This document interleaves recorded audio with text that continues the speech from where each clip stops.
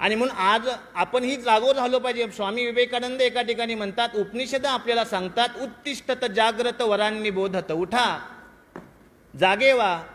आपला जो धर्म आहे, आपलं जे ध्येय आहे, आपलं जे कर्तव्य आहे, आपण ज्या कुळामध्ये जन्म घेतला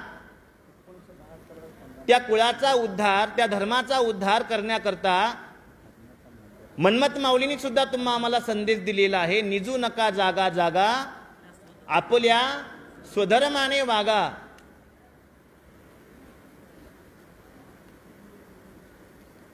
आणि जो धर्मानं वागतो त्याच्या पाठीमागे धर्म आधार निश्चित असतो। धर्मो रक्षिती रक्षितः। ज्या पद्धतीनं आज शिवाचार्य मंडळी काम करत आहेत, त्याच पद्धतीनं जंगम मंडळी सुद्धा काम करत आहे। आज सोलापूरचे आमचे शास्त्री असणारे यांनी कन्नडमध्ये असणारं हे वैदिक पुस्तक, वास्तुक शांती विधान असेल, जनन शांती विधान असेल, आणि विवाह आणि वेदोक्त शिवपूजा विधी, ही कन्नडमध्ये असणारी पुस्तकं त्यांना मराठीमध्ये जसं आहे तसं लिहिलेलं आहे। हा तुमच्या आमच्यावर केलेला खूप मोठा उपकार आहे, खूप मोठं त्यांचं योगदान आहे।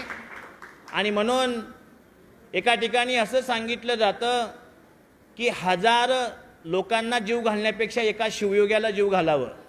शिवयोगिनी संतृप्ते तृप्तो भवती शंकरः। आणि आज या ठिकाणी अखंड शिवयोगी भगवान शंकर स्वरूप असणारे त्या शिवयोगांना आमच्या सोलापूरच्या शास्त्रींनी ज्ञानाचं दान या ठिकाणी प्रदान केलेलं आहे। ज्ञानरूपी अन्न जे आहे, अन्नेन शनिका तृप्ती यावत जीवंत विद्या। अन्न खाल्लं तर सकाळी खाल्लं तर संध्याकाळी आता बसायचं आहे आपल्याला जेवायला, पण ज्ञानाची जी तृप्ती आहे ती अविरत अमृत प्रदान करणारी आहे।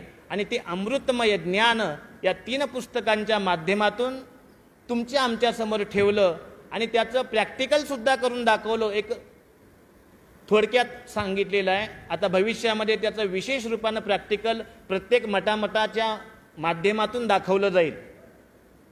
आणि आता जिंतूरकर माऊली बोलले की आपण सर्व शिवाचार्य एक झालो पाहिजे। आणि महाराजांनी एक वाक्य वापरलं की आपण सुद्धा जंगम कुळातले आहोत। अगदी बरोबर आहे, पण माझ्या लहानपणातली मी गोष्ट सांगतो। आमच्या घरामध्ये मला काका 4 आहेत। 4 काकामध्ये आमचं पूर्ण गाव वाटलेलं आहे पूजा करण्यासाठी। आणि समजा माझ्या एका काकाला पूजा व्यवस्थित येत नसेल आणि दुसऱ्या काकाला पूजा चांगली येत असेल, आणि त्या काकाला त्या यजमानानं पूजेला बोलवलं, तर घरामध्ये आल्यानंतर ना हे 2 काका, एका गलीतलं कुत्र दुसऱ्या गलीमध्ये आल्यावर कसं होतं, श्वानवत गुरगुरा येते। म्हणजे त्यांच्याकडनं आपण शिकायचं नाही, परंतु तो माझ्या यजमानाच्या घरी पूजेला कसा गेला, हा वाद, हा क्रोध